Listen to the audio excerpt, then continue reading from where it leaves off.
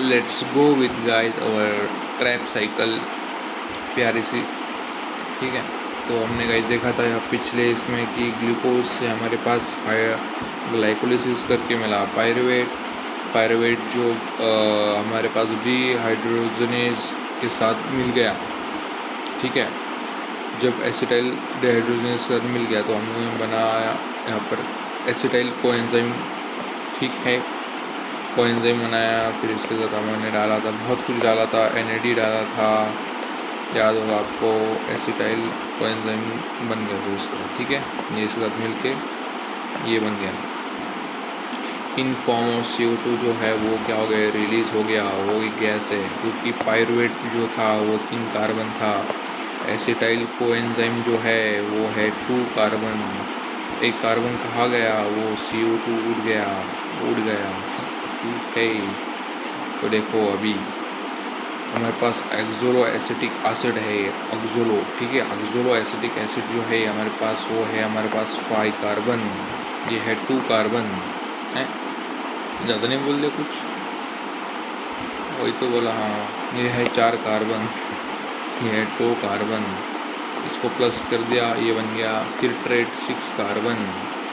फिर हमने बनाया सिस सिट्रेस, फिर बनाया आइसोसिट्रेस, फिर उसके बाद हमने बनाया अल्फ़ा कीटोग्लूट्रिक एसिड। तो अगर हमने देखा यहाँ पे था 6 कार्बन, फिर यहाँ पे हो गया 5 कार्बन, फिर और कम हो गया एसिटाइल एंजाइम में 4 कार्बन, फिर 4 कंटिन्यू रहा 4, फिर से किसके साथ मिल गया, एसिटाइल कोएंजाइम तो 2 कार्बन, मतलब फिर से कितना हो गया 4 + 2 6 कार्बन। ठीक है, इतना सिद्ध है अभी हम। सिट्रस जो था हमारे पास 6 कार्बन का था, आइसोसिट्रस भी 6 कार्बन, आइसोसिट्रस भी 6 कार्बन। देन हम आते हैं अल्फा ग्लूट्रिक एसिड तो 5 कार्बन। देन हम आते हैं फिर से सक्सिनेट के साथ। तो यहाँ पे जो है ना गाइस, यहाँ पे ATP बनता है। ठीक है, ATP बनता है यहाँ से ADP से, और यहाँ पे भी CO2 लॉस होता है, यहाँ पे भी CO2 लॉस होता है क्योंकि एक कार्बन जो है कम हो गया। फिर 5 कार्बन से 4 कार्बन पे आ गए ठीक। तो फिर बन गया एसिटाइल कोएंजाइम में एसिटाइल।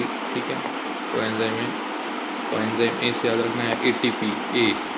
ATP जो होता है वो इक्वल होता है हमारे पास GTP से। किससे, GTP से। तो यहाँ पे A से याद रखना है ATP, तो यहाँ पे निकल गया हमने GTP, ये देखो निकाल दिया। GDP से हमने निकाल दिया ATP। ठीक है, फिर यहाँ पे हो गया, फिर हमने सक्सिटाइल कोएंजाइम लिया था, फिर सक्सिनिक एसिड आया था। ठीक है, सक्सिनिक एसिड में हमने फिर यहाँ पे क्या किया, FAD है जो है वो FAD जो होता है NAD के इक्वल होता है। FADH2 जो है वो इक्वल होता है NADH+H के। लेकिन इसका जो नेट कार्बन निकलता है वो 2 निकलता है, इसका निकलता है वो 3 निकलता है, याद रखना है, भूल नहीं जाना है। ठीक है, फिर आता है फ्यूमरेट भी है 4 कार्बन। फ्यूमरेट से अपने को याद रखना है कि फ्यूम के बाद फिर से कुछ तो फ्यूम निकला, तो ये वाला फ्यूम निकला, ऐसे याद रख सकते हो NADH+H। ठीक है, यहाँ पर भी निकला। फिर मैलिक एसिड के बाद फिर से ऑक्सोलो एसिटिक एसिड। सिंपल है, इसको छाड़ नहीं, कुछ ना कुछ भंगर ट्रिक लगा दो इसमें। फालतू है ये, फालतू लोग है ये, बहुत फालतू है।